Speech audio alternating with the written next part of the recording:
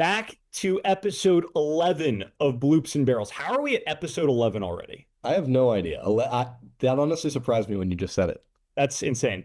We have so much softball to talk about. We have tournament softball, both Big Ten tournament and NCAA tournament softball to talk about. We have Big Ten awards to talk about. This is the best time of year.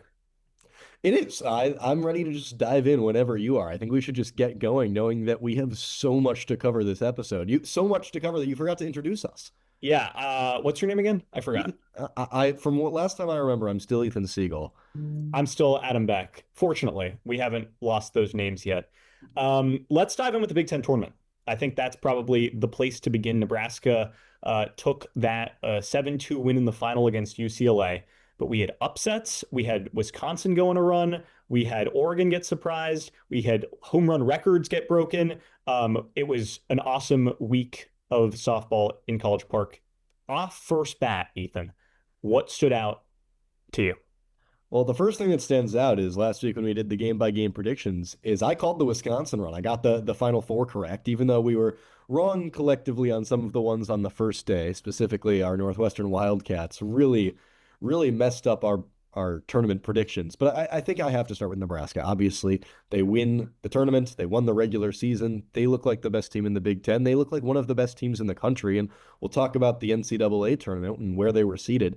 I'll tell you right now, I'll spoil it. I think they were underseeded nationally. I don't totally understand how in the poll they were ranked number 2 going into the Big Ten tournament, and they won the Big Ten tournament dominantly, and now they are ranked below number 2.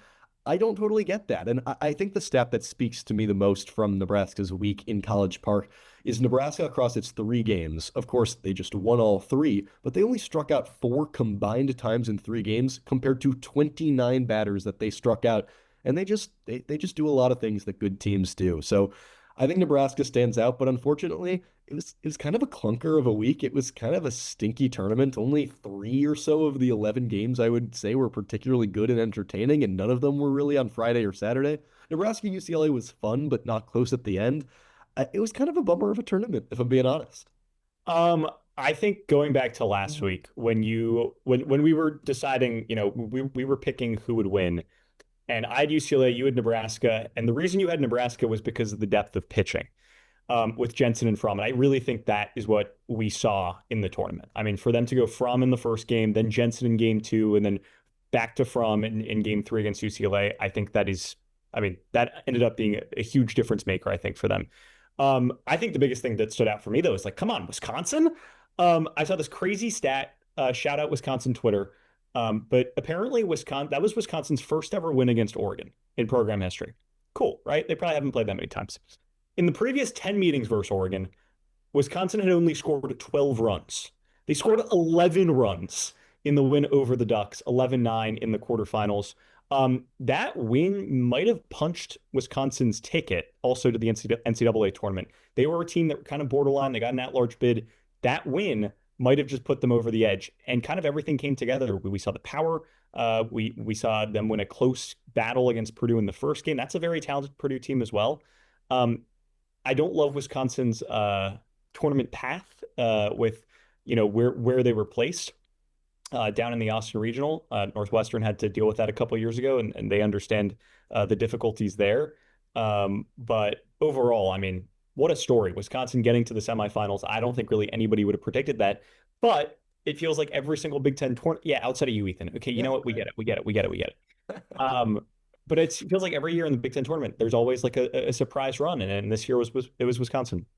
I will say, I think it was less surprises this year than in some of the past years, but Wisconsin, you're totally right. I think the Oregon win erased any potential doubt about their tournament chances, and they played in the 2 best games of the entire tournament. I think we shouldn't forget that Purdue game on the first day of the tournament. They were being no hit through the first, 5 or so innings of that game and stormed back to get the win. That was an exciting contest. And then, of course, the Oregon game, just so much fun, back and forth, all of the offense in that game. And we'll talk about Oregon a little bit later and some of the concerns that I think it's just some of the same with the Ducks, and I think it just showed in that game. But I think you're absolutely right, and we don't need to talk about what UCLA ended up doing to Wisconsin on Friday in one of the most lopsided games in a tournament game that I can remember. But I think you're totally right to highlight Wisconsin. Let's move on to awards. and we picked our big postseason awards, the player of the year, the pitcher of the year, freshman of the year, and coach of the year a couple weeks ago. We mostly got things right. Jordan Woolery was the player of the year. Pitcher of the year, Jordy Fromm. We had that. Freshman of the year, Alexis Jensen. Ethan disagreed at the time. Are you surprised? I think this week's results certainly helped to justify the decision where Marina Mason chose a really bad time for perhaps her worst outing in about 3 months, and Alexis Jensen was nails. Based on the regular season voting, though, I still would have given it to Marina Mason, but I have no gripes with Alexis Jensen winning. And I have my issues with many other things with the awards. That's not where I'm going to pick my battles. We'll get there in a sec. Coach of the year was also Rhonda Revelle. So on Friday, when those awards were announced, the All Big Ten first team was announced, the All Big Ten second team was announced, and the All Defensive team as well as All Freshman team were announced alongside the sportsmanship honorees. Ethan, I know you've got a couple gripes, so I'm just going to let you kind of do your thing. Well, so let me start by asking you a question. Is this, we've never talked about it. Is this podcast, is this a child-friendly podcast, or am I allowed to curse on this podcast? I think this is a child-friendly. All right, so then I'll friendly rephrase. podcast.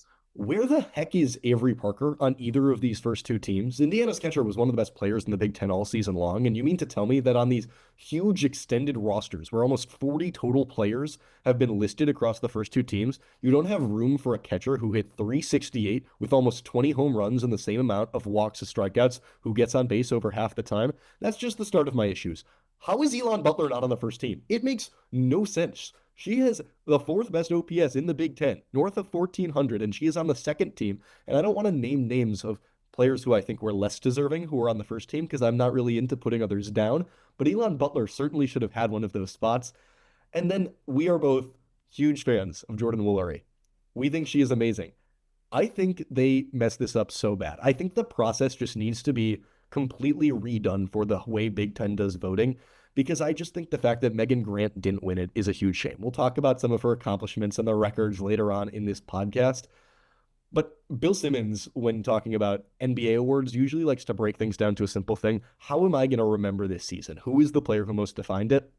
And for me, Megan Grant is without a doubt the story of this Big Ten season. She is what I will remember about the 2026 Big Ten softball season. She's what I'm going to remember about the 2026 softball season in general because of what she was able to do. One of the most memorable and unique seasons that we have seen from a player really since I started following the sport. And I think it's just a shame she didn't get the hardware at the end. As much as I love Jordan Woolery, I think she's a deserving winner. Any other year, I would really have no gripes with the selection. Unfortunately, the Big Ten had 2 or 3 amazing candidates, but I do think they chose wrong. I think you could not have put it into better words. I mean, when you think about an MVP, right? It's the most valuable player, yada, yada, yada, yada. Or I guess it's not technically It's not, I mean, it's not most valuable player. It's player of the year. And when you're talking about player of the year, it's who is the player that defined the season more than anybody else. And for Jordan Woolery to have over 100 RBIs, to be batting over 500, to be having all the statistical galore, I mean, she is more than deserving, as you mentioned. But Megan Grant is the story of the year, and I think that's a really, really good point. My main issue, you know what? I'll start positively. I was really, really happy to see Marina Mason on there as an All Big Ten first team honoree. I wasn't really surprised by that. Can I ask you a question? Unanimously. Can I ask you a question about this? So you said freshman of the year, Alexis Jensen. Can you explain to me how Marina Mason is unanimously All Big Ten first team, while Alexis Jensen is on All Big Ten second team, but she won freshman of the year over Mason? Yeah, I don't know. I genuinely I don't get the way the conference does the process. I don't get that. I wish there was a lot more clarity. I wish there was more transparency in how the voting works. Obviously, it's the coaches, but there's a way it's done where the teams are responsible for nominating players, and I wish we got a chance to see how that went down, because I think the public would be surprised at some of these nominations, and I think it just really influences the voting, and I just think the final result I'm not happy with it. This is going to be the start of a podcast that has a lot of me complaining, but I love Ethan complaining. Ethan complaining makes for great clippable content. You're usually the one who, I'm usually happy-go-lucky, and you're usually the one. Yeah, I'm usually the pessimist. But no, don't get me wrong. I think it's for a couple reasons. It's awesome to see Marina Mason as a unanimous first team honoree, because coming to this year, we were looking at Northwestern's pitching staff. We're like, who's going to step up? It seems like they have the arm of the future, right? It truly seems that way. That is fantastic. However, how on earth is Jensen on the second team? She won, that makes no sense. Also, why are there so many players Why are there 19 players on the All Big Ten first team and 19 players on the All Big Ten second team? I'm not asking for a roster, right? Like this isn't like oh, these are my freshmen, these are my sophomores, they're not going to play. This is my redshirt like junior who's like, batting 190. No, no, no. Why are there 19 players, right? Am I wrong here to say that they're on a softball field, there are 9 fielders, that includes the pitcher, and then there's the DP. So you should have 10 players on the All Big Ten first team. Is that crazy? No, the number should be like 12. Like, honestly, give them a few utilities and whatnot, add a few extra pitchers. 19 is too many, but I'm not going to get mad for wanting to honor more players, especially when it's a 17-team conference. I get it. Maybe the number should be 17, one in theory representative to be able for each school. But then you'd have like an all-star situation, like in Major League Baseball. I'm not saying where every school should have one just in terms of numbers. I know Nebraska fans are very upset that they only have one player on the All Big Ten first team when they were going away the best team in the Big Ten this year. But I agree. It's too many, and ideally it would be by position, but it's not. I wish it was more like an all-pro team. But that is unfortunately just not how it works. And at the college level, I'm fine to honor more people. I already vented. I'm still catching my breath. So I'm once again, I have to pick and choose my battles, and that's an Adam Beck battle. Did you get everything out? I just want to create a space for you where you can get everything out in case you need to. I think I'm good. Okay. We'll move on to the NCAA tournament, which is definitely the best time of year when it comes to the college softball calendar.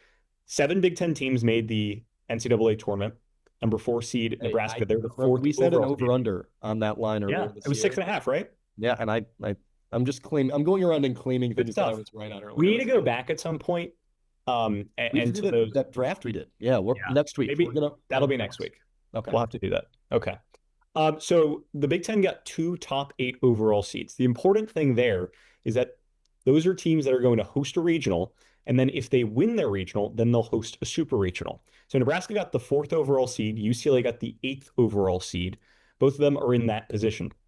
A team that's hosting a regional, not necessarily hosting a super regional if they win their regional, is the 14th overall seed, Oregon.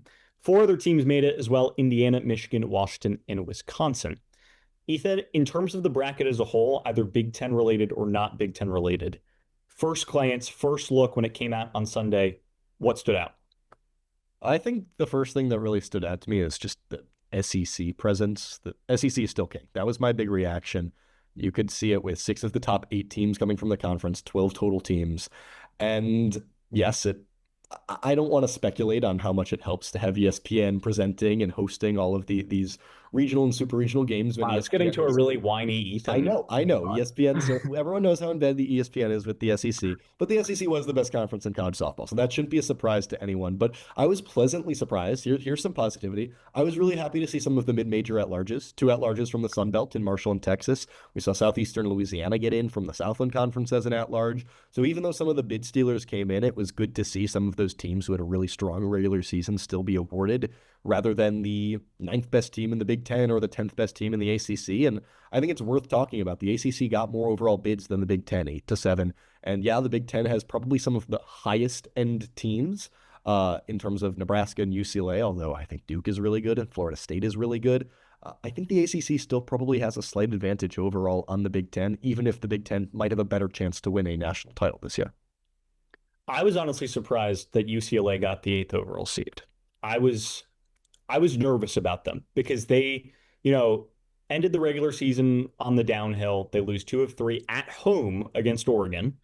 And then they lose to Nebraska in the final. And they lose to the 4th best team in the country or the 2nd best team in the country, or I don't really care what number top, whatever team in the country. Nebraska's awesome.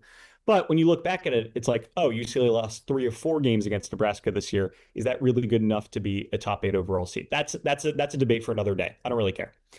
However, when you look at the 9th overall seed, that's FSU. Well, UCLA and FSU played each other earlier this year, and FSU won. They won 11-7 down in Clearwater way back in, what was that, March at this point? While ago. So in that terms, when you have UCLA at 8 and FSU at 9, that kind of surprises me a little bit. What I will say is the RPI metrics, I think, favor UCLA in the category, and we know that the committee thinks about that and considers it. And that game happened down in Clearwater, where there was more Florida State fans present than there were UCLA fans. And I have to be honest, I kind of like that draw for UCLA. FSU has kind of been a frustrating team. Well, obviously, this is not an ACC softball podcast, but I think that actually works out really well for UCLA. I think they're a better team than the Seminoles, who I think they're a tad overrated. In terms of off first rip out of Nebraska, out of UCLA, Oregon also hosting a regional. They're in the Eugene regional, obviously. Idaho State, St. Mary's, and Mississippi State, the other teams in that regional. Out of those three teams, really the three teams that are hosting regionals, which path do you think you like the most? Well, I think it's worth spending some time breaking them all down, but it has to be Nebraska. I feel the best about Nebraska. I think they're the best of those three teams, and I think the path is probably the best. South Dakota getting in is Oh pretty my fun. God, it's hilarious. It's hilarious. I'm just kind of curious to see what that final score will be on the first game of the Can tournament. can we set an over under? Sure, on run differential. Yeah, sure. So if I said like Nebraska wins by 11 and a half. I think I'll take the over. Okay. So like more than 11 and a half. Okay. I mean, yeah, I mean, the run rule is only, yeah, I could see it happening. I would probably take the over two, to be honest. So, with that regional though, I think Grand Canyon probably has a better chance of upsetting Nebraska than Louisville does. Louisville's basically the ACC's Indiana. They have an awesome offense, tons of Yeah. speed. Chelsea Mack is going to run around, and actually, Indiana and Louisville played earlier this year, and the teams went to extra innings. And also, Louisville has similarly suspect pitching compared to Indiana, and I just think Grand Canyon is pretty good. Oakley Vickers is obviously will have to step up a level to face this Nebraska offense, but they have a bunch of Power Four wins this year. That's a pretty solid squad, but I still overall feel really good about Nebraska's chances, especially just in this format where you need pitchers to get you through multiple games, and Nebraska has two elite ones. Yeah. And that's what it comes down to. Let's talk about the notable teams in the Big Ten that did not make the NCAA tournament. Notably, Northwestern, they were number 49 in RPI, finished 29 and 21. And then Purdue, 50th in RPI, they finished 34 and 20. Obviously, the easiest thing is, yeah, they could have won more games, right? Like, is that really what it is? That as simple as it gets? It legitimately is. I think Northwestern, with maybe a singular extra win, probably makes it into the tournament. They lost two of their last three games, including a really bad Saturday loss to a rough Minnesota team. And then you're up early against Penn State in the first round of the Big Ten tournament.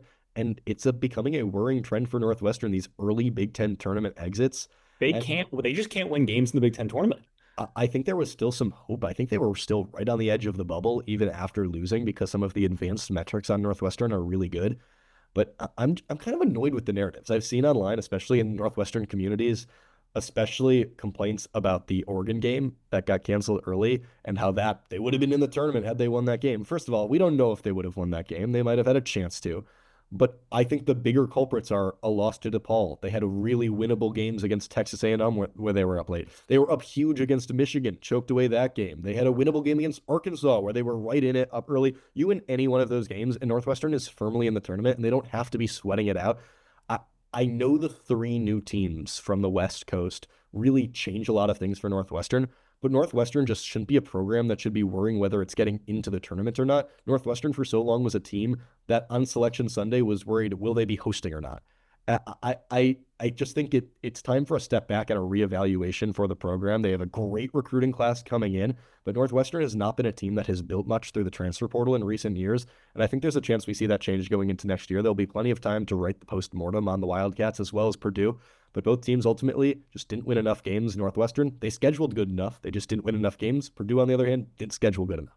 And we've seen Northwestern when they have gone into the transfer portal. They've had a lot of success. I mean, you think back to Ashley Miller, and she was the Big Ten Pitcher of the Year a couple of years ago.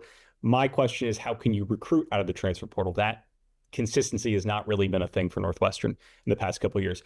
I thought it was really interesting. I mean, Northwestern coming into the Big Ten tournament, they were 46 in the RPI. Georgia Tech, who's in the NCAA tournament, well, they finished at 30 and 27, just one more win than Northwestern, and they were 45th in the RPI. So that's just kind of the razor thin margins that the Wildcats were at. For Purdue, they just had to schedule tougher, especially early in the year. I mean, they only played 4 non-conference top 50 RPI games. It's just not good enough. And then when you lose 5 of your last 7 games overall, that's going to be really tricky to get in. In terms of the teams that are in, who are most likely to win their regional? Well, we already talked about Nebraska, who I think far and going away is the most likely team. And I think after that, you have to talk about the two teams who are also hosting. I think the home field advantage is a real big thing, and I'll take UCLA over Oregon in terms of just a much better draw.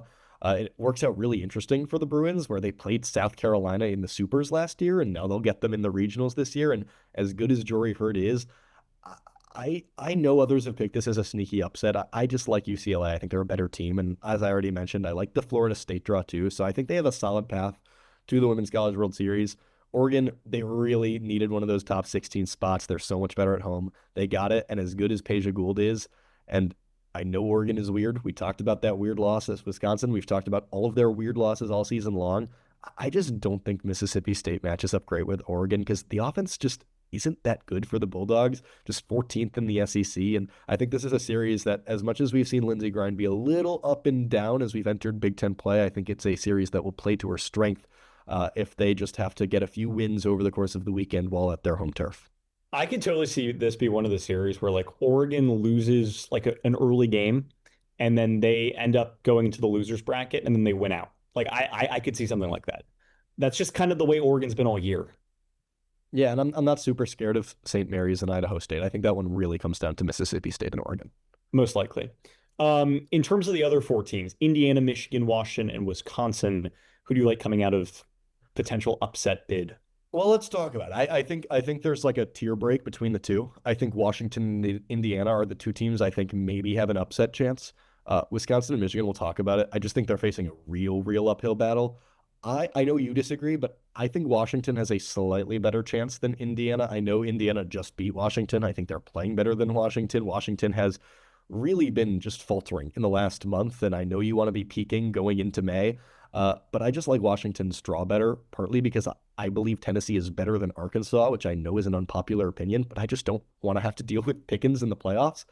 And I think also it's so important, especially if you are not the host team, you kind of have to win that first game. I don't think falling into the losers bracket puts you in an advantageous situation at all. I think I think you just have to win the first game, and I like Washington's draw. I think they have a better chance of beating South Florida, who I think is one of the more overrated teams in the country. I like their chances better than Indiana beating Virginia, who I know Virginia has had a rough back third of the season, but I really believe in the talent. Keep in mind, that's a Cavaliers team that beat Arkansas earlier this year, and they killed the Big Ten all season long. So I think I like Washington a little bit more than Indiana just based on the draw. I think that's incredibly valid, especially looking at the Virginia versus South Florida comparison. Both those teams definitely have shots. Do Michigan or Wisconsin have any shot? I mean, yeah, like of course they do. Would I pick them? Not in a million years. If I'm picking between the two who has a better chance of pulling the upset, I'll go with Wisconsin, which I think you also disagree with. Really? Yes. Really? Because I think Okay, Oklahoma's better than Texas. First of all, I was there. I saw those two teams play. Oklahoma that's true. won the series. I think Oklahoma's a little better than Texas. Also, Oklahoma 24-1 at home this year. Texas, they've been beatable in Austin. They're 19-6 at home. And once again, you have to win the first game.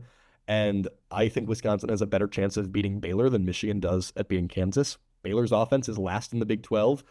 Kansas has been really good all season long. And I think Wisconsin is also a better team than Michigan. Those would both be stunners, though, if Texas or Oklahoma did not come out of their regionals. I am not I'm picking not. either Wisconsin or Yeah. Michigan to win. Frankly, I'm not picking either Washington or Indiana either. I think somewhere between 2 and 3 Big Ten teams will be playing on Super Regional weekend. So if I Depending set on the which line at two Oregon and a shows half, up. if I set the line at 2.5, I'll go over because I have misplaced faith in Oregon because they were a preseason darlings and somehow I still haven't moved off of that. I agree. How about how many teams in the Women's College World Series? I think the line would be 1.5, but I think there will be 2. Okay, I agree with that. Let's move on to the best thing we saw in the Big Ten this week, and it was record breaking. It was exactly what you'll think about when you think back to the season, and it's a shame she's not Player of the Year, but it has to be Megan Grant. Yeah, you wrote yours down first. I thought to try and come up with another one, but if I'm being honest, the best thing I saw in the Big Ten this week, yeah, it's Megan Grant breaking the NCAA record. She tied it during the tournament and then broke it in the Saturday in the championship game. And yeah, UCLA didn't win, but you mentioned it. It's what I'm going to remember most from this season, beating a record that has stood for decades. And some of the pitches that she hits these home runs on, they're out of the zone. She is the best hitter in the country. And I know Natalie Wells is incredible. She's going to be incredible for the next 3 years. She's just a freshman. By the time she's a senior, she could set the all-time career record. But right now, it's Megan Grant's moment. UCLA has taken the team national lead in home runs, and I really love watching her play. It's just such a treat. I'm so She happy is we get to watch her. she's so cool. I know I've talked about it. I think I talked about it earlier in the season, but like growing up as a Miami Marlins fan and genuinely just seeing Giancarlo Stanton just hit as many home runs as possible, like that's all he did. Like that is the reason why you love baseball, at least for me. Megan Grant has the same. It's the same feeling watching her play softball. It genuinely is. Totally. I mean, there's like these rise balls that are up by her head. She's smacking them out to center field. The raw power is unbelievable from her, and um, it's very cool. I I think don't know. if we were, which maybe we should start doing, is giving out honorary bloops and barrels. She wins the barrel award. I think the bloop would probably go to Mariah Polar, but I think those are our bloop and barrel players of the year. Oh, 100%. Yeah. That's wonderful. We're gonna need to start giving bloop and maybe we give bloop and barrel players of the week next season. Yeah, maybe we'll have to start considering that. But either way, I'm excited for next week to really see what these teams look like battle tested in the postseason. We'll see how many teams are still alive that we'll have to talk about going into Super Regional weekend. But it's a great time to be a softball fan. As That much is as I was a curmudgeon all episode. that is the ultimate question.